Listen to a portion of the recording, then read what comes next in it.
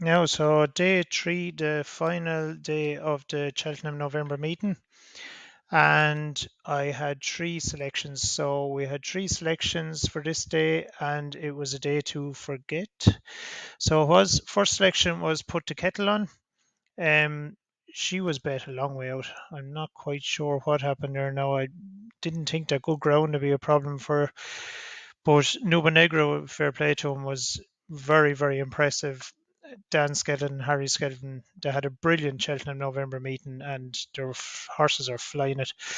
But put the kettle on definitely didn't run a race, and I'd be just hoping that sometimes mares now, if they get enough hard races, they just decide that enough is enough, and hopefully she'll bounce back and prove me wrong because she has been an absolute superstar. And I'd be the first person to say that after winning an Arkle and a champion chase, she didn't get as much credit as she deserved. I think she should have got a lot more credit as a mare. But hopefully she'll be back for another day. On to the Greatwood, and we had two selections in this. One of them is back here in the red and white. Jesse Evans and All Mead ran fourth in the Galway hurdle. I thought we might get a bit of place money, but we didn't. He was well run out of it. Adagio ran a great race. So did No Ordinary Joe here. And West Cork, I had this race down to about four horses, and West Cork was there.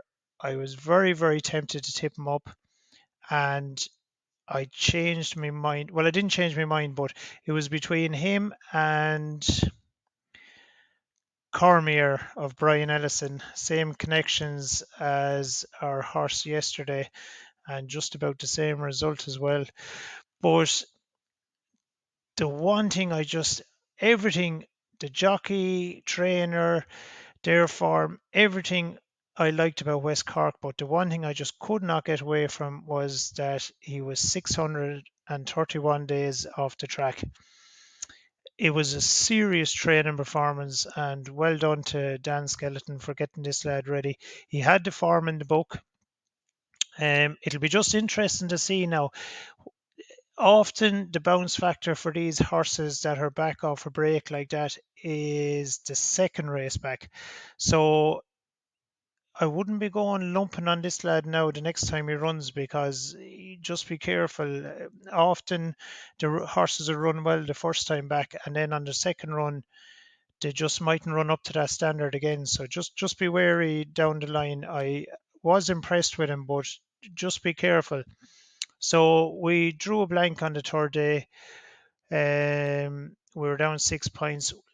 Look, I was bitterly disappointed. I was hoping that we'd pull something out of it. West Cork, I was disappointed I didn't put him up as a selection, but then I just had to sit back and just think about it. He was on my shortlist.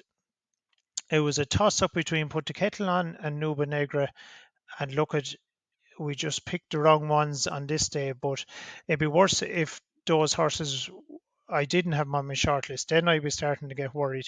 So we ended up down 6 points for the last day. But overall, we ended up 5 points. It's 250 euro profit. And if you add that up over the year, it'll be up, it'll be 10,000 hopefully over the year. So we took profit out of the meeting. We're off to a winning start, and long may it continue. We take some money off these bookies.